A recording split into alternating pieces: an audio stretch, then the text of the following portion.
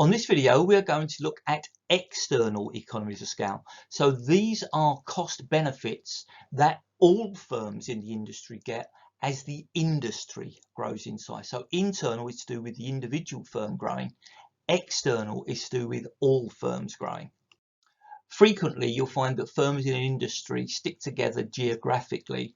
So Britain's equivalent of Silicon Valley is in Cambridge, where they've got all the brains and all the clever people there. And because some firms have set up in Cambridge successfully, that will attract other IT firms to set up there as well. Engineering tends to be in places like the West Midlands, financial services in London.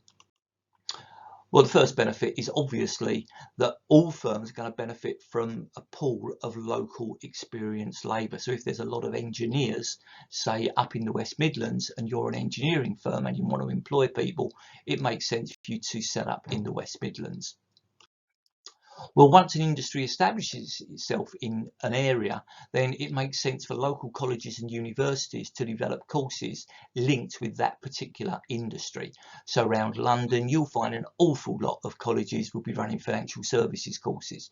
Around the West Midlands, they'll be running engineering-based courses. In Cornwall, perhaps they'll be running agricultural courses. Support services will also develop in the local area. So a number of car seat manufacturers are based in the West Midlands because there's a number of car plants in the West Midlands. Similarly, if you go down the A13 in Essex, you'll see a lot of component suppliers for the old Ford's plant.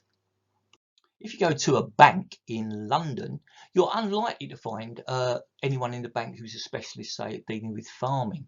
However, if you go to a bank in, say, Cornwall, you are likely to find that specialist. They understand the industry. It makes sense for them to have a specialist in farming in that area. And of course, all farms in the area will benefit from the fact that there are people who know what they're talking about.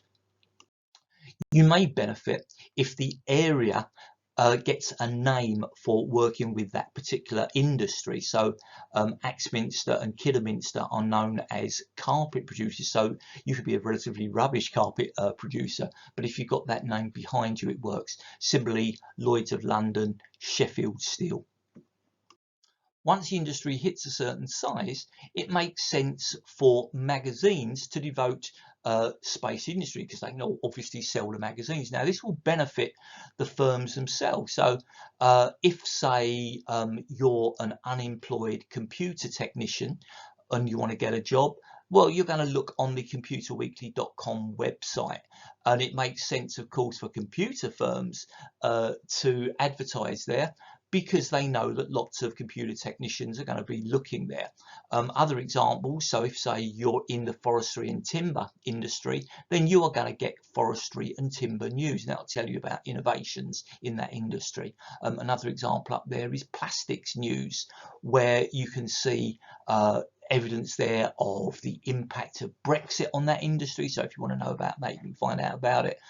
New containers, there are new innovations in the industry, and what your rivals are doing. So all of those things will benefit you as an individual manufacturer in these industries. And finally, as you develop, particularly in an area, the local infrastructure may well build up around you, so you can actually attract infrastructure. A really good example of that, London Docklands. It's been a dock for an awful long time, more than 1,000 years. The first great dock was built in 1696 in London, and despite being bombed in the war, it was relatively prosperous up to the 1950s.